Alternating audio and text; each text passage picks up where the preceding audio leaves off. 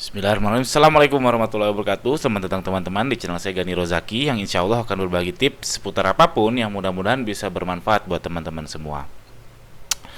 Sekarang saya mau ngebagiin ilmu yang saya dapat udah cukup lama, yaitu tingkatan level karyawan.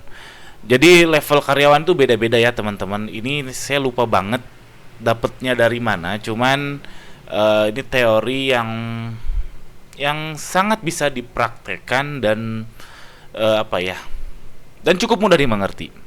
Oke, jadi sekali lagi banyak macam-macam. Saya lupa ini teorinya saya dapat dari mana, udah lama banget. Tapi saya mau bikin videonya sekarang. Oke, tingkatan level karyawan itu apa aja? Jadi ada 6 kompetensi yang bisa membagikan level-level karyawan. Itu pertama itu remembering, atau kita sebut dengan ingat bahasa Indonesianya. Understanding, paham. Do, lakukan. Analisis ya analisis. Sintesis ya sintesis. Lalu create atau menciptakan. Nah, dari 6 ini terbagi menjadi 3, yaitu kalau yang level 1, 2, 3 itu biasanya adalah level operator. Jadi level operator itu adalah tingkatan paling bawah di struktur perusahaan ya. Jadi operator itu seperti katakanlah tukang sapu, karyawan staff, lalu tukang cuci mobil, lalu tukang jahit, lalu admin, dan macam-macam. Intinya mereka adalah level paling bawah di piramida perusahaan. Ini 3 kompetensi ini harus mereka punya, yaitu remembering. Gawat kalau misalkan teman-teman punya karyawan, punya teman, punya staff yang nggak inget apa yang teman-teman instruksikan, nggak inget apa yang perusahaan ingin, nggak inget apa yang perusahaan minta dari kinerjanya dia. Jadi ini fatal sekali kalau misalkan punya karyawan yang ingat aja susah. Jadi lebih baik, itu memang nggak pantas untuk kerja menurut saya. Jadi makanya orang tua yang udah pikun nggak pada kerja kan. Ya itu lucu-lucuan aja. Lalu understanding itu lebih ke paham apa sih mau ngerjain apa. Jadi misalkan dari atasannya, supervisornya nyuruh A, inget, terus paham apa yang harus dilakukan. Masa nyuruh bikin kopi malah bikin teh, nah itu udah nggak inget, lalu nggak paham lagi kan, maksudnya biar orang nggak ngantuk, dan seterusnya. Lalu terakhir ada do, lakukan. Ya jelas itu untuk melakukan sesuatu atau teknis pekerjaan yang dia lakukan. Oke, jadi level operator itu adalah remembering, understanding, dan do atau mengerjakan. Minimal 3 itu level karyawan paling bawah di piramida perusahaan bekerja. Lalu yang kedua adalah analisis. Yang kedua adalah supervisor. Nah, ini secara umum namanya supervisor, tapi ada juga yang bilang manager, ada yang bilang middle manager, ada yang bilang koordinator, ada yang bilang pengawas, ada yang bilang mandor, ada yang bilang ya macam-macam. Intinya dia di tengah-tengah antara manajerial perusahaan, staff atau operator. Nah, di tengah-tengahnya dia. Kalau bahasa kerennya memang middle manager. Middle management sama aja. Jadi dia melakukan analisis. Jadi di lapangan itu ada kegiatan apa, dia menganalisis, oh sekarang harusnya melakukan A, B, C, D, E, F, G sesuai instruksi dari atasannya. Tapi dia tidak harus melakukan bikin kopinya, dia tidak harus melakukan cuci mobilnya, dia tidak harus melakukan ngaduk semennya dan seterusnya. Dia tidak melakukan itu, dia hanya menganalisis keadaan di lapangan. Lalu dia mensintesis. Ini penting. Jadi sintesis ini sebenarnya dia beririsan antara level supervisor sama level yang satu lagi nanti. Dia sebentar, ada yang salah.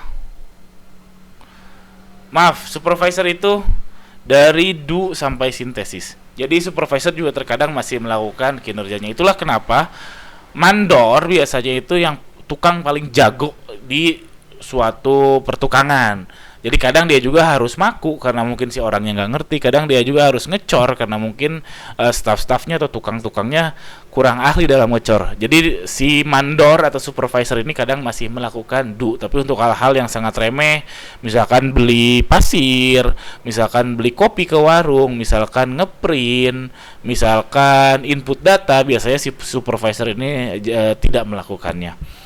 Lalu analisis tadi saya sudah sampaikan, yang intinya melihat kondisi di lapangan, lalu merencanakan apa sih harus melakukan apa terhadap problem atau pekerjaan tersebut.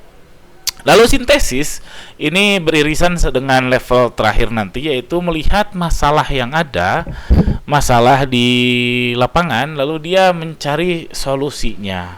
Solusi baru, bisa masalah baru solusi lama, bisa masalah lama solusi baru, atau masalah baru solusi baru. Yang intinya bahwa dia mencari hal baru dalam keadaan di lapangan, lalu dia memberikan solusi kepada level operator ini. Lalu yang terakhir adalah levelnya manajer ke atas. Manajer plus atau ya manajer up. Jadi dia melakukan sintesis jelas ya. Jadi dia dapat laporan dari supervisor, dari middle manager, masalahnya itu apa aja.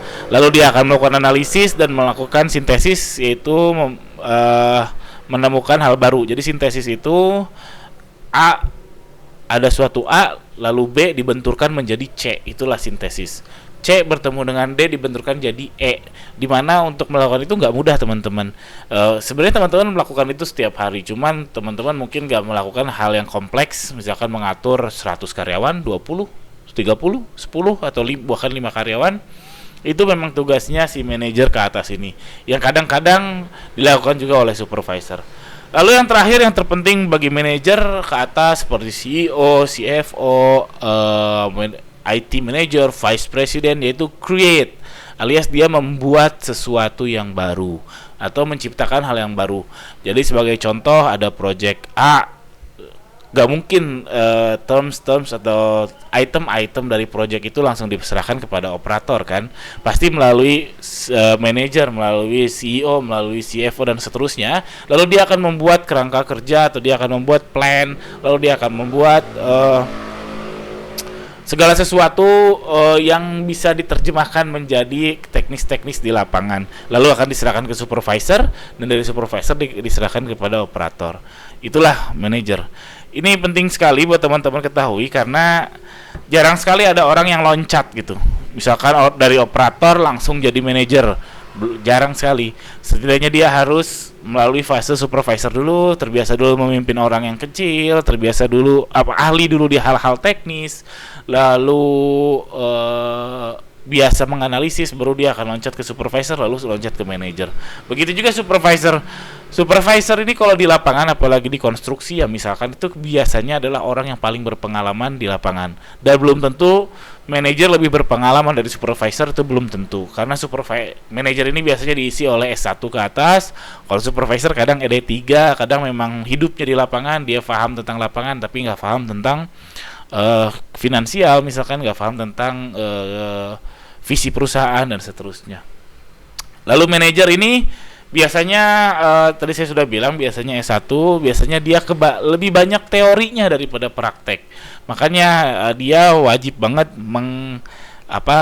berdiskusi dengan supervisornya untuk tahu keadaan di lapangan, sehingga keputusan yang create tadi itu nggak ngaco. Teori-teori yang dia terima di kuliah, di buku, di diskusi atau dimanapun itu, dia nggak akan ngaco kalau misalkan didiskusikan dengan supervisor yang mengerti keadaan di lapangan. Oke, itu aja ilmu ini, mudah-mudahan bisa bermanfaat buat teman-teman. Oh ya, terakhir yaitu founder atau ya founder, penemu bisnis, itu biasanya mengalami semua fase ini. Jadi kalau Anda mau bisnis, Anda harus mengalami 6 fase ini. Saya yakin gak ada founder yang gak mengalami 6 fase ini. Oke? Mohon maaf, Sekian aja teori ini, mudah-mudahan bisa bermanfaat buat teman-teman. Jika teman-teman merasa terbantu, tolong bantu saya dengan subscribe channel ini. Jika masih ada yang kebingungan, jangan ragu untuk tuliskan di kolom komentar di bawah, insya Allah akan saya balas. Oke, sekian saja. Assalamualaikum warahmatullahi wabarakatuh.